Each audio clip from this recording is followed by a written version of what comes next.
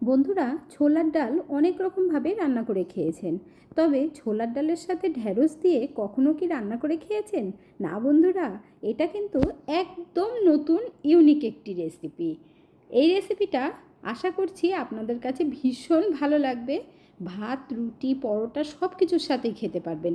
তাহলে আর দেরি কেন, চলুন তাহলে দেখে নেওয়া যাক আজকের রেসিপিটা। নমস্কার বন্ধুরা, মিঠুস ওভেনে আপনাদের সবাইকে স্বাগত জানাই। আজ আমি আরও একটি নতুন ভিডিও নিয়ে চলে এসেছি আপনাদের সামনে। রেসিপিটা তৈরি করার জন্য হাফ কাপ ছোলার ডাল 5 থেকে 6 ঘন্টা ভিজিয়ে রেখেছিলাম। আর দেখুন বন্ধুরা, ডালটা কিন্তু খুব ভালোভাবে ভিজে গেছে, আর সেটা আপনাদেরকে দেখিয়ে দিচ্ছি। নখ দিয়ে যখনই একটু চাপ দেবেন বুঝতে পারবেন ডালটা ভিজে গেছে। ছোলার ডাল এখন 3 থেকে 4 বার ভালোভাবে ধুয়ে এখানে আমি একটা ছাঁকনির মধ্যে জল ঝরতে দিয়েছি। তারপর এই ছোলার ডালগুলো পেস্ট করে নিতে হবে। তার জন্য ছোট্ট একটা জার নিয়েছি, এর মধ্যে ডালগুলো দিয়ে দেব। তবে কিছুটা ডাল আমরা বাঁচিয়ে রাখবো, পুরোটা ডাল কিন্তু বাটবো না। আর সেই ডালটুকু দিয়ে কি হবে সেটা কিন্তু আপনাদেরকে পরে আমি বলে দেব। এখানে দেখুন অনেকটা ডাল আমি দিয়ে দিয়েছি জারের মধ্যে। এবার বাকি ডালগুলো রেখে দেব, আর সেটা আপনাদের দেখিয়ে দিচ্ছি। 4 থেকে 5 চামচ রেখে দিলেই হয়ে যাবে। এরপর ডাল আমরা ভালোভাবে পেস্ট করে নেব, কিন্তু তার জন্য অল্প করে একটু জল দিতে হবে। 2 থেকে 3 চামচ জল দিয়ে ডাল খুব ভালোভাবে পেস্ট করে নিতে হবে। এখানে দেখুন ছোলার ডাল পেস্ট করা হয়ে গেছে। আর এই ডালের মধ্যে যদি 2-4টে গোটা ডাল থেকেও থাকে তাতে কিন্তু কোনো অসুবিধে হবে না। এখন একটা আলাদা বোলের মধ্যে ডাল বাটাটা ঢেলে নেব। এর মধ্যে আপনারা দেখতেই পাচ্ছেন 2-4টে গোটা ডাল রয়ে গেছে। এখন এই ডালের পেস্ট আমরা সাইডে রেখে দেব। এখানে আমি 200 গ্রাম মতো ঢ্যাঁড়স নিয়েছি, আর এই ঢ্যাঁড়সগুলো ভীষণ কচি আর একদম ফ্রেশ। তার জন্যই ভাবলাম রেসিপিটা আজকে তৈরি করে আপনাদের সাথে শেয়ার করে নিই। এরপর ঢ্যাঁড়সগুলোকে কেটে নিতে হবে, তবে ঢ্যাঁড়স কাটার আগে অবশ্যই ধুয়ে নেবেন। পারলে একটু শুকনো কাপড় দিয়ে মুছে নেবেন। ছোট ঢ্যাঁড়স হলে 2 পিস করবেন, আর বড় ঢ্যাঁড়স হলে 3 পিস করবেন। ঢ্যাঁড়সের মধ্যে লোদ ভাব হওয়ার জন্য অনেকেই আছেন খেতেই চান না, তবে এই পদ্ধতিতে রান্না করে দেখবেন একটুও লোদ ভাব থাকবে না, খেতে বরং আরও বেশি ভালো লাগবে। বন্ধুরা, আজকের রেসিপিটা যদি আপনাদের ভালো লাগে তাহলে আমার চ্যানেলটিকে অবশ্যই সাবস্ক্রাইব করবেন, পাশে থাকা বেল আইকনটি দাবিয়ে দেবেন, সবার সাথে শেয়ার করবেন। একটা লাইক করতে ভুলবেন না কিন্তু। এইভাবে সব ঢ্যাঁড়সগুলো কেটে নিতে হবে। তারপর একটা বোলের মধ্যে নিয়ে নেব। আর আপনারা দেখতেই পাচ্ছেন ঢ্যাঁড়সগুলোর মধ্যে একটু জলভাব নেই, আর একদম কিন্তু শুকনো রয়েছে। রান্নার পরেও ঠিক এই রকমই শুকনো থাকবে। এরপর আমরা গ্যাসের সামনে চলে যাব। গ্যাসের উপরে একটা ফ্রাই প্যান বসিয়ে দিয়ে 1 চামচের থেকেও কম তেল দেবেন। এখানে আমি সর্ষের তেল দিলাম, আর রান্নাটা সর্ষের তেলে করবেন, তবেই কিন্তু খেতে বেশি ভালো লাগবে। এরপর ঢ্যাঁড়সগুলো আমরা ভেজে নেব। ঢ্যাঁড়সগুলো দেওয়ার সাথে সাথে নুন দেবেন না। এখানে কয়েক সেকেন্ড আমি একটু হালকা করে ভাজবো, তারপরেই কিন্তু এর মধ্যে নুন দেব। কয়েক সেকেন্ড ভাজার পর অল্প করে একটু নুন দিয়ে দিলাম। তারপর আবারও ভেজে নিতে হবে। এমনভাবে ভাজতে হবে যেন 70% মতো ঢ্যাঁড়সগুলো সিদ্ধ হয়ে যায়। নুন দিয়ে কিছুক্ষণ ভাজার পর তারপরে এর মধ্যে অল্প করে হলুদ দিয়ে দেব, একদম সামান্য পরিমাণে। হলুদ দেবার পরে আবার আমরা ভেজে নেব, তবে গ্যাসের ফ্লেম বাড়িয়ে রেখে ভাজবেন না, তাহলে ঢ্যাঁড়সগুলো পুড়ে যাবে, কালো কালো হয়ে যাবে, আর দেখতেও ভালো লাগবে না, খেতেও ভালো লাগবে না। আর যদি গ্যাসের ফ্লেমটাকে একটু লো টু মিডিয়াম আঁচে রেখে ভাজেন তাহলে দেখবেন এই রকমই সবুজ থাকবে। এর কারণে দেখতেও কিন্তু ভালো লাগবে, আর ঢ্যাঁড়সগুলো একদম গোটা গোটা থাকবে। ঢ্যাঁড়স আমাদের ভাজা হয়ে গেছে, এখন নামিয়ে নেব। এই রেসিপিটা তৈরি করতে টাইম ভীষণ কম লাগে, আর কম তেল মশলায়ও তৈরি করা যায়, খেতেও ততটাই সুস্বাদু হয়। এরপর একটু পাশ থেকে আপনাদের দেখিয়ে দিচ্ছি।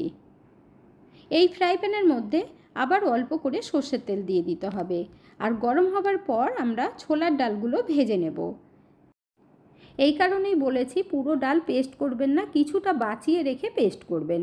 এরপর ডাল হালকা করে ভেজে নিতে হবে, আর এইভাবে ডাল ভেজে নিলে একটু সিদ্ধও হয়ে যাবে, আর খেতেও খুব ভালো লাগবে।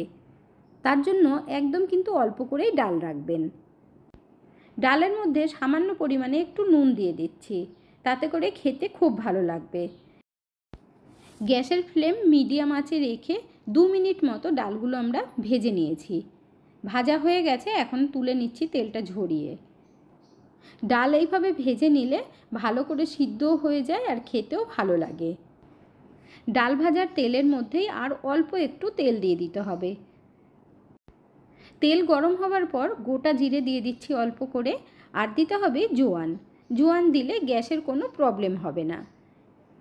এখন একটু হালকা করে ভেজে নেব। এর মধ্যে এখন পেঁয়াজ দিয়ে দেব। মিডিয়াম সাইজের একটা পেঁয়াজ কেটে নিয়েছিলাম আর টুকরো টুকরো করে কেটেছি। পেঁয়াজটা কুচিয়ে দেবেন না, তাহলে খেতে ভালো লাগবে না, মানে একদম মিশে যাবে, মুখে পড়বে না, খেতেও ভালো লাগবে না। এইভাবে একটু মোটা মোটা করে কেটে দেবেন, তাহলে ভালো লাগবে। এর মধ্যে এখন একটা কাঁচা লঙ্কা দিয়ে দেব। ঝাল আপনারা আপনাদের আন্দাজ মতো দেবেন। পেঁয়াজের মধ্যে কাঁচা লঙ্কা দিয়ে ভাজলে গন্ধটা খুব সুন্দর বেরোয়, আর সেই সবজিটা খেতেও কিন্তু ভীষণ ভালো লাগে। এখানে দেখুন হালকা করে পেঁয়াজটাকে ভেজে নিলাম। এর থেকে কিন্তু পেঁয়াজ বেশি ভাজার একেবারেই দরকার নেই। পেঁয়াজ কাঁচা অবস্থা থাকতেই একটা মিডিয়াম সাইজের টমেটো দিয়ে দিতে হবে, আর টমেটোটাকেও কিন্তু একটু বড় বড় টুকরো করেই কেটে দেবেন। এখন এই পেঁয়াজের সাথে টমেটোটাকেও হালকা করে আমরা ভেজে নেব। খেয়াল রাখবেন টমেটো যেন একদম গলে না যায়। পেঁয়াজের মধ্যে টমেটো দেওয়ার পর 1 মিনিট মতোই ভেজে নিয়েছি। এর মধ্যে এখন কিছু গুঁড়ো মশলা অ্যাড করব। প্রথমেই দিয়ে দিচ্ছি 1/2 চামচ মতো লঙ্কার গুঁড়ো, সামান্য পরিমাণে হলুদ, ধনের গুঁড়ো 1/2 চামচ, গরম মশলার পাউডার অল্প করে। মশলাগুলো দেবার পর ভালোভাবে ভেজে নিতে হবে। এর মধ্যে কিন্তু জল দেওয়ার কোনো রকম দরকার পড়বে না, টমেটোর মধ্যেও জল থাকে। আর গ্যাসের ফ্লেমটাকে কমিয়ে রেখে ভাজবেন মশলাগুলো, তাহলে কিছুই কিন্তু গলবে না। এর মধ্যে এখন স্বাদ মতো নুন দিয়ে দিতে হবে, তাহলে টমেটোটা হালকা একটু সফট হয়ে যাবে নুন দিয়ে ভাজলে। আর এই মশলা কিন্তু খুব বেশি কষানোর একেবারেই দরকার পড়বে না, ভীষণ কম সময়ে রান্নাটা আপনারা তৈরি করে নিতে পারবেন। এখন আপনাদেরকে একটু দেখিয়ে দিচ্ছি, দেখুন টমেটোটা শক্তভাবেই আছে, নরম হয়ে যায়নি। আর ঠিক এই পর্যায়ে দিয়ে দিতে হবে ডালের পেস্ট। রান্নাটা কত ইজি আপনারা দেখলে বুঝতে পারবেন। আপনাদেরকে আমি আগেই বলেছি ভিডিও শুরুতে, আজকের রেসিপিটা একেবারে ইউনিক, একদম নতুন। এর আগে না তো আপনারা কখনো দেখেছেন না খেয়েছেন। আর যদিও এই রেসিপিটা আপনারা খেয়ে থাকেন সেটাও কিন্তু কমেন্টের মাধ্যমে জানাবেন। ডালের পেস্ট দেওয়ার পর মশলার সাথে খুব ভালোভাবে ভেজে নিতে হবে। এই কারণেই বলেছি ডাল পেস্ট করার সময় 2-3 চামচ জল অবশ্যই দেবেন। আর গ্যাসের ফ্লেমটাকে একদম লো আঁচে রেখেই কিন্তু ভাজতে হবে বন্ধুরা, তাহলেই ডালের পেস্ট কিন্তু সিদ্ধ হয়ে যাবে, ভাজা ভাজা হয়ে যাবে। এখানে দেখুন খুব ভালোভাবেই মশলার সাথে মিশিয়ে নিয়েছি। এর মধ্যে এখন ভেজে রাখা ডাল দিয়ে দিতে হবে। আপনারা হয়তো অনেকেই বলতে পারেন ভাজা ডাল শক্ত রয়েছে। একেবারেই না বন্ধুরা, ভাজা ডাল কিন্তু সিদ্ধ হয়ে গেছে। এই কারণেই বলেছি ডাল ভাজার সময় গ্যাসের ফ্লেম কমিয়ে রেখে ভাজবেন, আর যদি বাড়িয়ে রেখে ভাজেন তাহলে একদম মচমচে হয়ে যাবে। যাদের একটু দাঁতের সমস্যা আছে তারা কিন্তু খেতেই পারবেন না যদি গ্যাসের ফ্লেম বাড়িয়ে দিয়ে ডালগুলো ভেজে নেন। এই জন্যই গ্যাসের ফ্লেম কমিয়ে রেখেই ভাজবেন, আবারও আপনাদেরকে বলে দিলাম। এই পর্যায়ে আরেকটু নুন দিয়ে দিতে হবে, যেহেতু ডালের পেস্টটা দেওয়া হয়েছে সেই কারণে। নুন দিয়ে আর কিছুক্ষণ আমরা ভেজে নেব।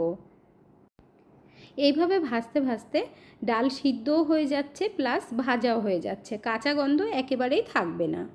গ্যাসের ফ্লেমটাকে অবশ্যই কমিয়ে রেখে ভাজবেন। মশলার সাথে ডালের পেস্ট খুব ভালোভাবে ভাজা হয়ে গেছে। এর মধ্যে এখন ভেজে রাখা ঢ্যাঁড়সগুলো দিয়ে দিতে হবে। ঢ্যাঁড়সগুলো দিয়ে দেবার পর খুব ভালোভাবে মিশিয়ে নিতে হবে। আর আপনারা দেখে বুঝতেই পারছেন ঢ্যাঁড়সগুলো কিন্তু একদম গোটা গোটা রয়েছে।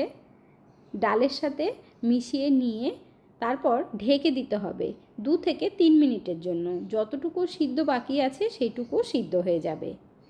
এমনিতেই ঢ্যাঁড়স বেশি সিদ্ধ হলেও খেতে ভালো লাগে না, আর খুব তাড়াতাড়ি হয়ে যায়। 3 মিনিটের মতো ঢেকে দেব গ্যাসের ফ্লেম কমিয়ে রেখে।